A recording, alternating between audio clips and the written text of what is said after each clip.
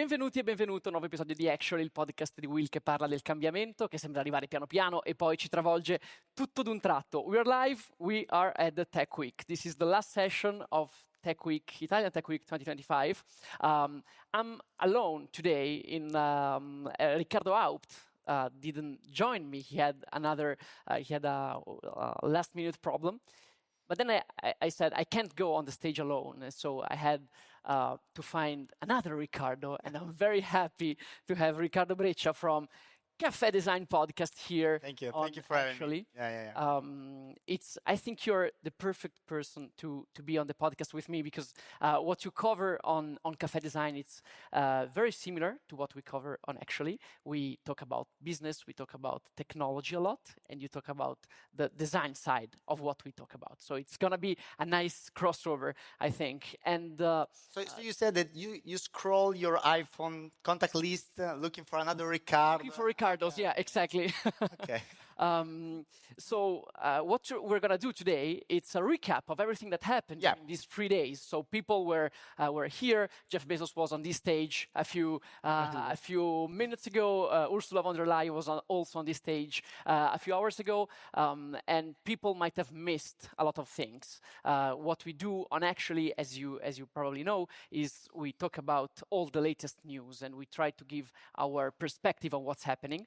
And to start, I think we can cover this news that came out yesterday, and it's OpenAI that became the most valuable company in the world. This is huge news. This is crazy. They are valued more than SpaceX right now. They reached $500 billion valuation, and it's nice to see how this brief company that was born a few years ago, it's now exploding. We've been covering everything that it's happening, and in order to cover this news, I want to show you this video, and it's something that I really didn't expect, and I found online all the newsletters that I'm reading and all the podcasts that I'm covering, and they were talking about the first attempt of OpenAI to get into branding. This is one of the first commercials that OpenAI aired since they launched ChatGPT. Actually, there was one. There was one during the Super Bowl, in the Super right? Bowl. Yeah, right. But that was completely different from this one. Did you see it? Yeah, this is very interesting actually because we are talking about a very techy and very technical company. And the last attempt that you are talking about, the commercial Super Bowl, is very techy. There were bits going around. Bits. They're talking about the history of the data and the intelligence. Now we are looking here on a very different way at looking this technology. This is a very understandable context. This is a guy there is doing a date with a girl and asked ChatGPT to suggest just a receipt in order to impress her.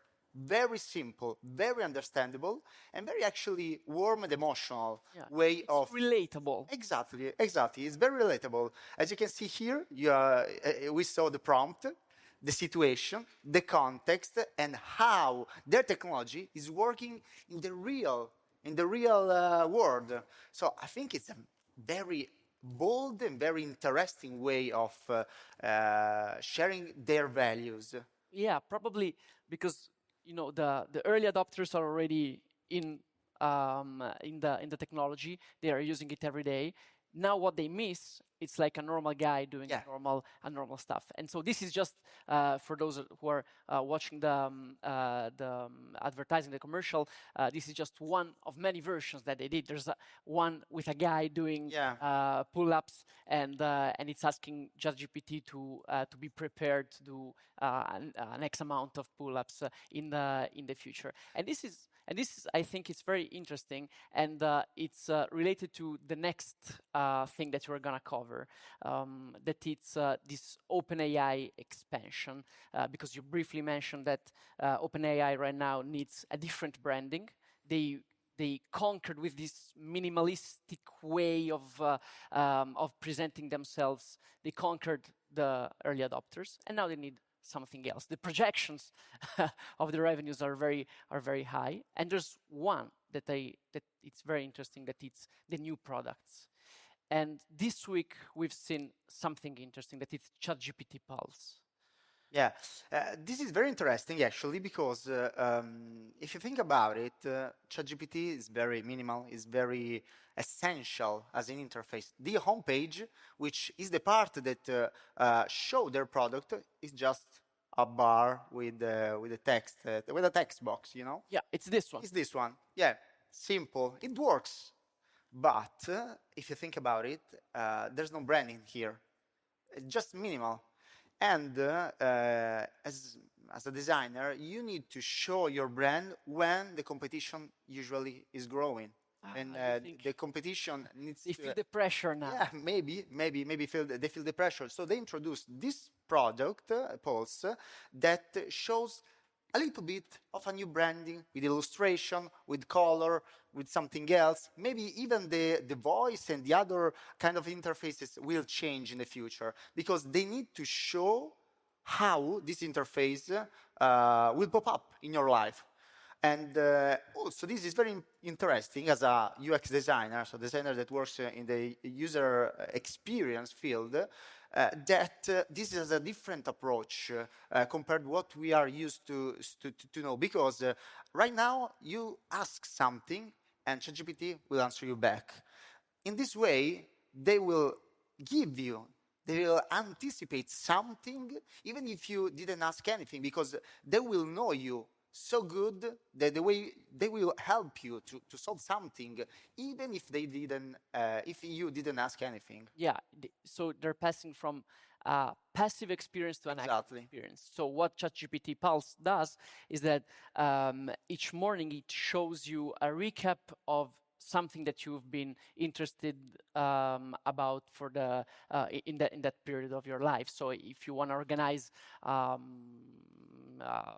let's say a trip to the Hawaiis, they're gonna tell you all the best things that you can do. They're gonna tell you which day the prices are going up and in which days they're going down, and they're suggesting different things that you can do. And this is interesting because, as you're saying, even the slides, the design of the slides shows that.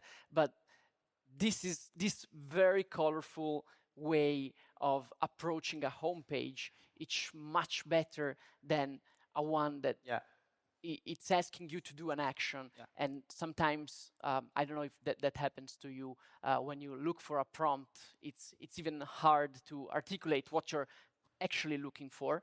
So it's interesting, this passive to active experience. Also, because we can see here we have a suggestion box, but these just explain you what they can do, not what you should do.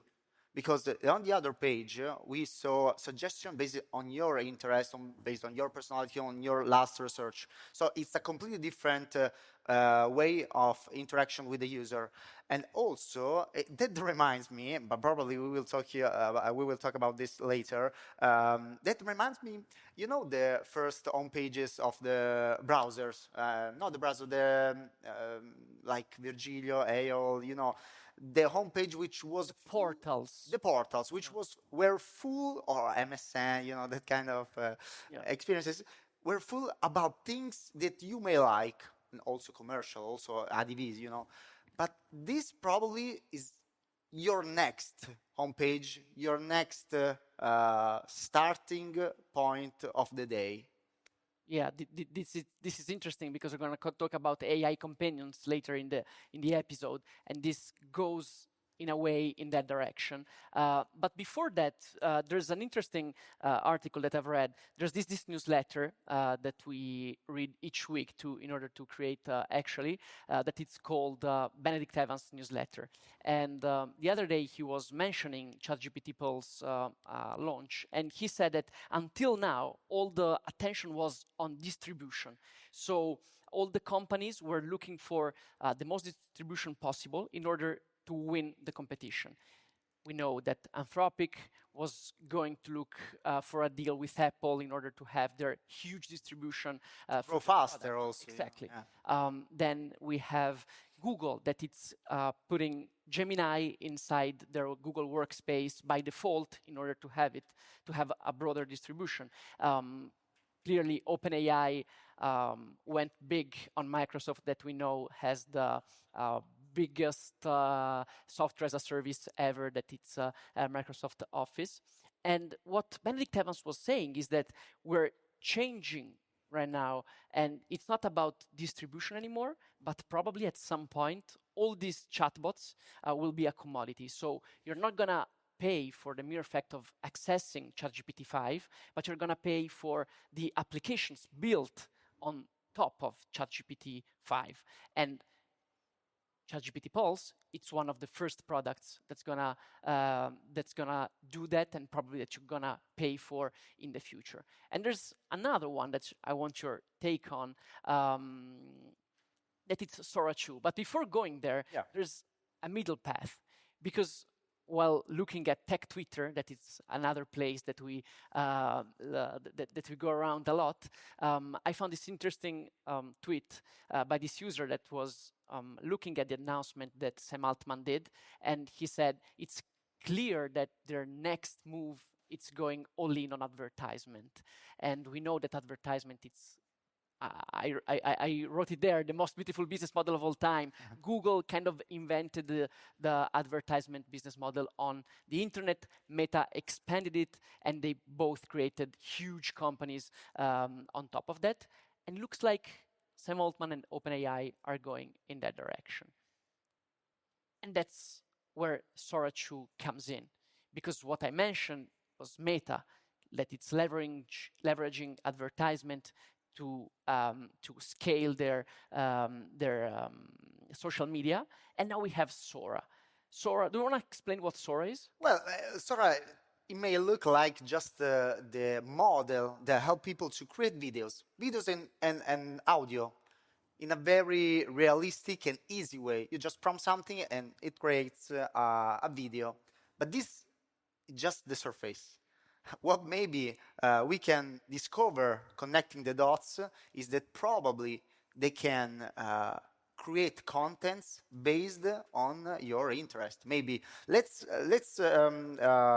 envision this scenario where every day we open ChatGPT, we have a splash screen, we have a home page with this pulse, with your suggestion of the day, weather, whatever your interest, and maybe we have a YouTube channel that doesn't exist, that is created by AI with generative video with Sora, or maybe you have news video about news feed or podcast with a fake Riccardo, about business, about creativity, about whatever you want to, whatever you are interested in that moment, created from zero, from scratch with Sora. So if you're going a little bit back and take a look at the big picture, you have different products, a very wide family of products that connect in this new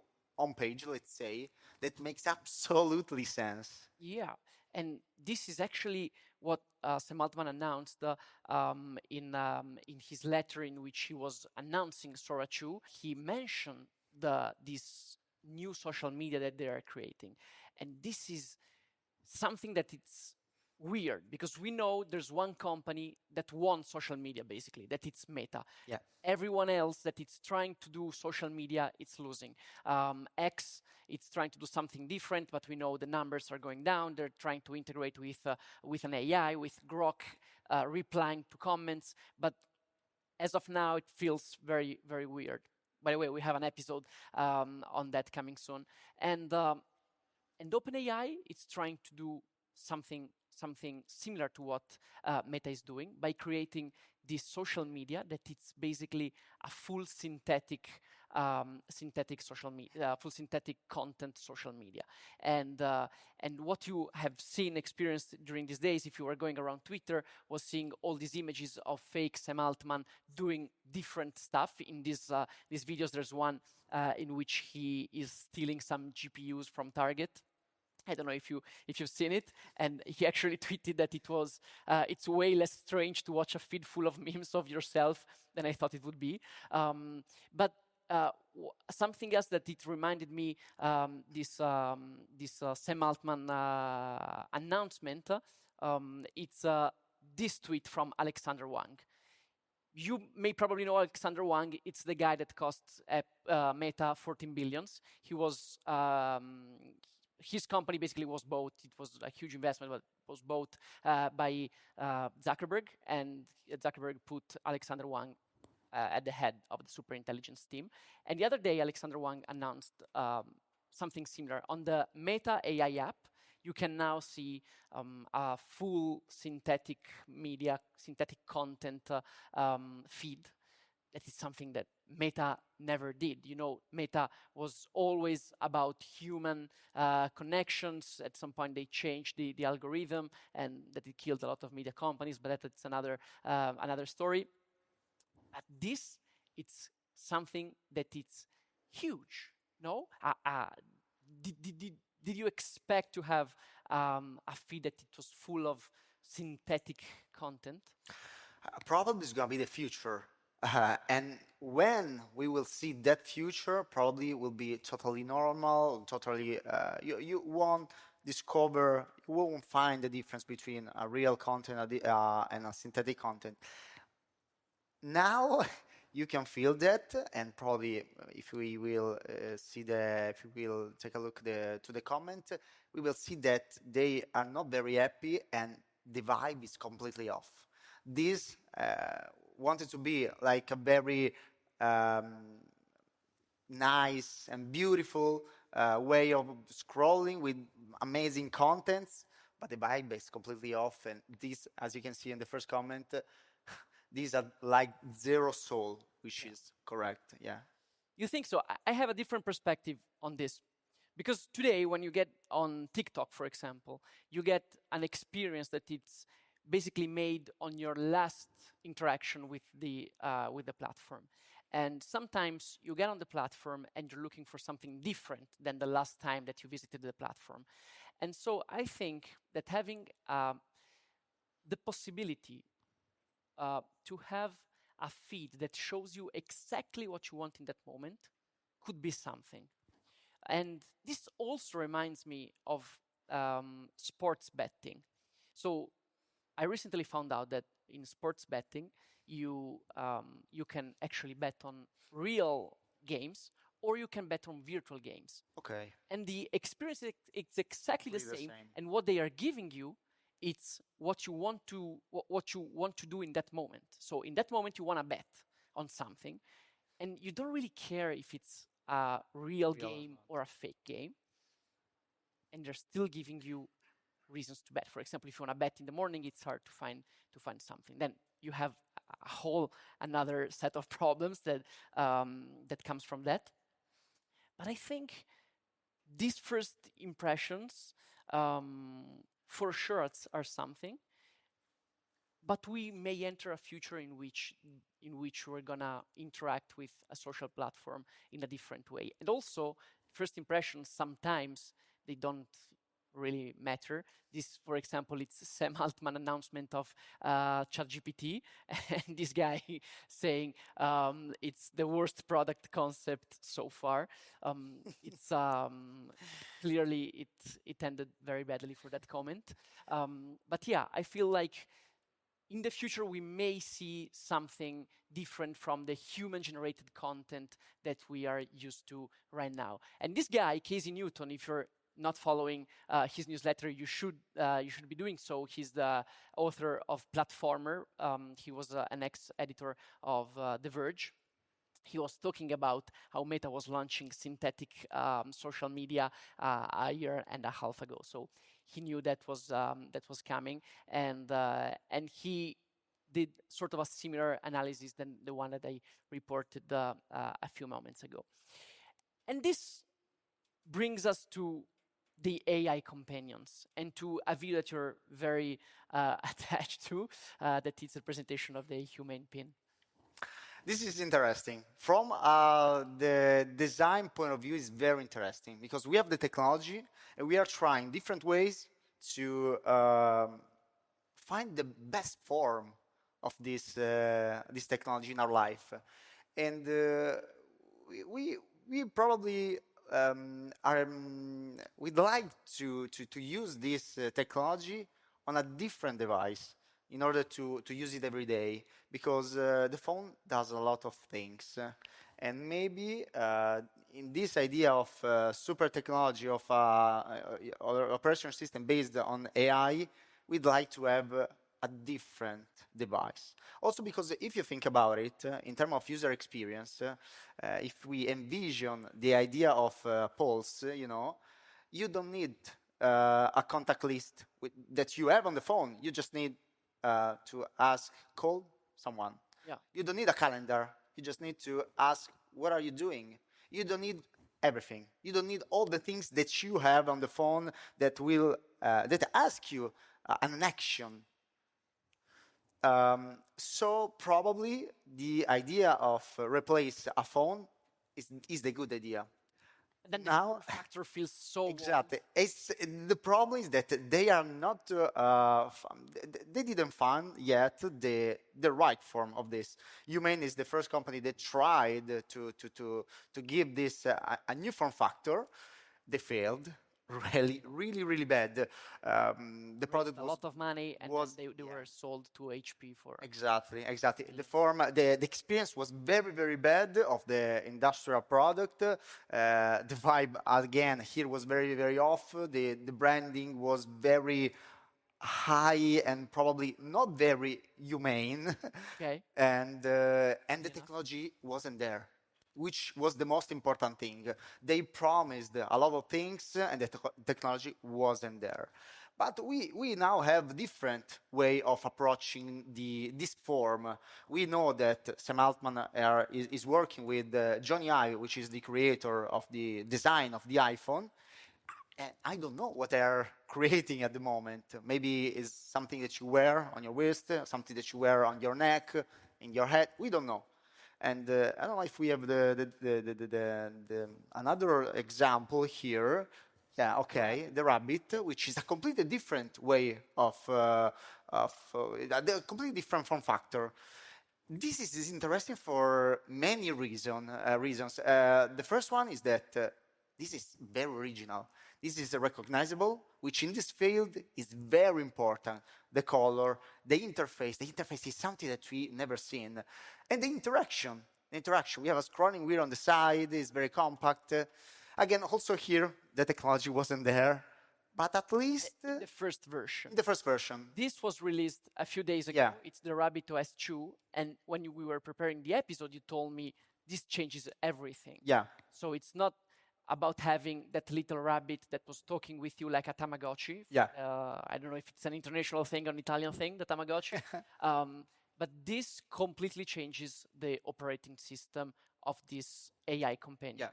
And this opened the field about make it recognizable. For the company, it's very important to being recognizable on the aesthetic, on the industrial design part, and also on the digital design part.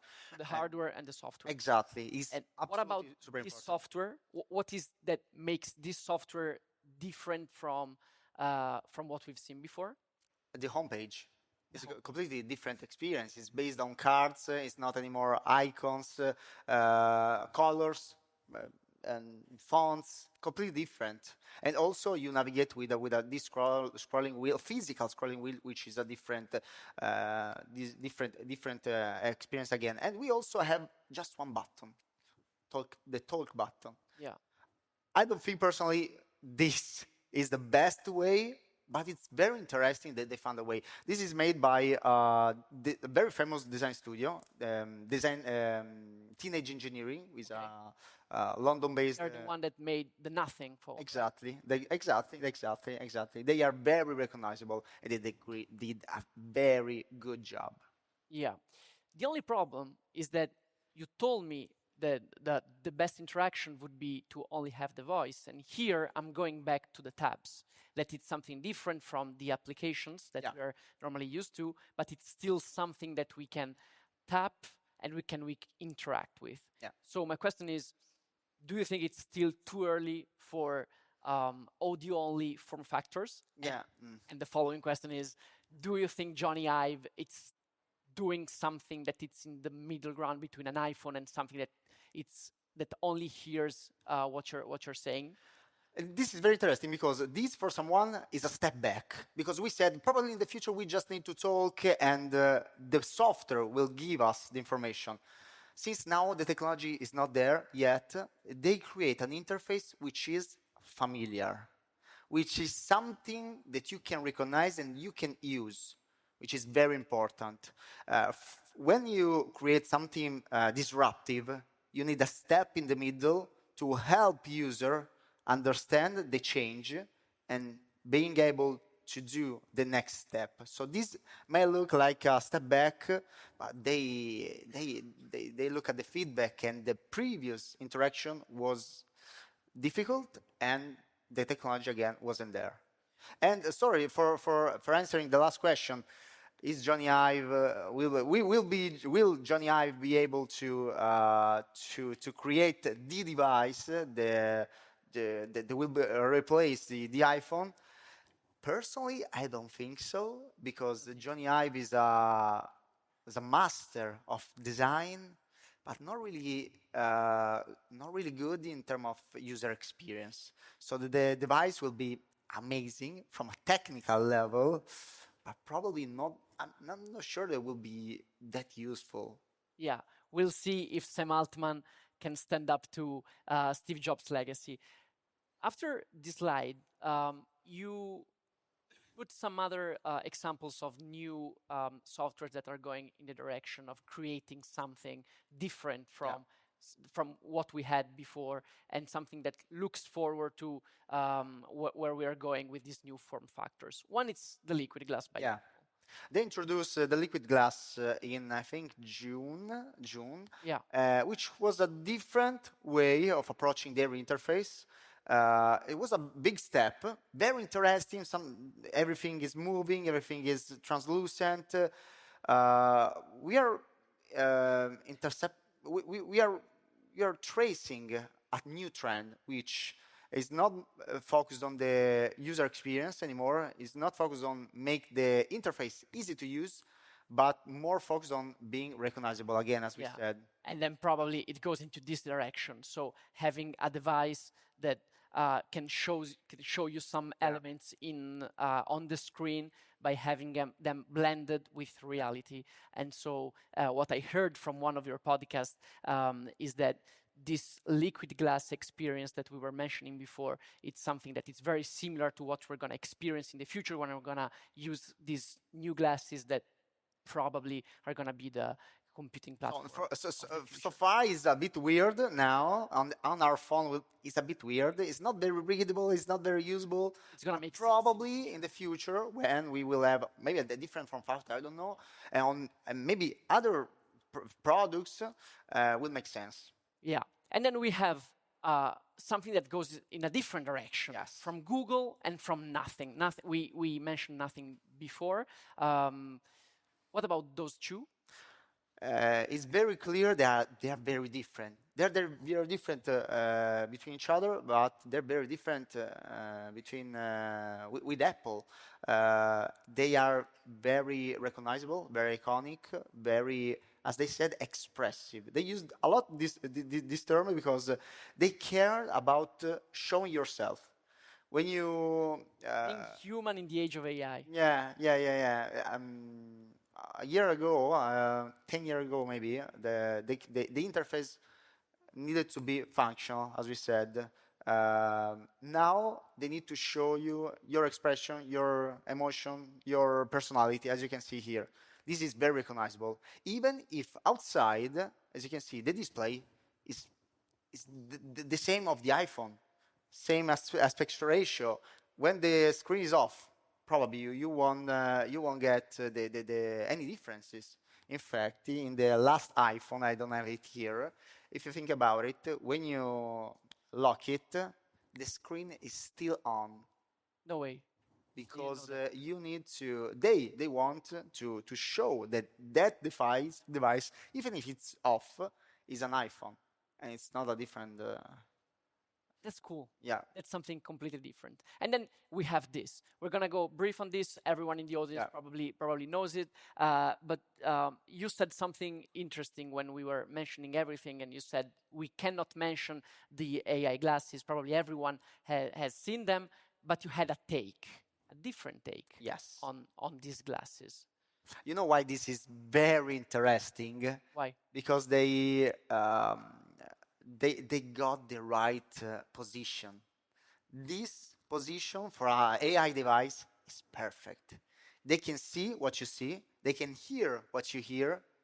They can communicate with you in the right position. And they also have a very brilliant and very techy device to control this interface. You won't need a sensor. They create, these bands, Wills bands that understand your, I don't know really the technology, your nerves, not really sure, not sure, but it works. But it works in a very familiar and easy to use experience. This is very interesting. Also, Apple, the rumor says that they're working on AirPods with cameras. That's interesting. Because they have the AirPods, which is a very popular product. If they add cameras, they will try to get in the right position as Meta is doing. They're watching, they're hearing. They have the whole chain because they have the Apple Watch, and then exactly, and then they have the AirPods. I get where they're going, and I remember a few years ago someone was saying that the computing platform of the future could be AirPods. Skeptical on that. Yeah. But like if you integrate everything together, you can probably kill the iPhone. You said everything works fine, not always. There's the video of Zuckerberg the Zuckerberg demo not working, and then I think I want your take on one last thing, because this week something else was announced. I didn't tell you that, and was Elon Musk announcing Grokkipedia, a different version of Wikipedia. He said that Wikipedia it's too much on the left side of the political spectrum, so he wanted to create a new way of creating Wikipedia. We're not gonna enter in this speculation. Political, yeah. He didn't announce anything on that, but I want your take as a designer on the current on Wikipedia interface. Yeah. UX designer. Actually, it's not that bad. You don't think that? No, it's not. Let's start from the logo. Well, yeah, it's not. It shows the age. It shows all the years. Yeah, the logo is not very good. Also, yeah, the payoff in the logo, the free encyclopedia, and yeah, the interface works. If it was my client, I will have done a different job on the spaces and hierarchy. Probably I will add icons, but it's simple. I wanted to be simple, so it's not bad. It's like Comic Sans. It's Comic Sans. It's not bad. They said that it's ugly because it's not modern. But it works. It works. It works. Probably we are so used to this interface that they don't really want to change it. Yeah, probably. Yeah. Like the boomers that are getting into Wikipedia would have a hard time to find the information if they would change the interface. So at the end of the day, what's the grade you would give from 1 to 10? Great. It's an 8. It's an 8. Good. It's good. Yeah. It's fine. Awesome. Thank you very much for this episode. Before closing, we're at the Tech Week. This is the last session. You've been here for the last 3 days. It seemed like a full week. What's your take on the event? What's the most interesting thing that you... The most interesting? Yeah.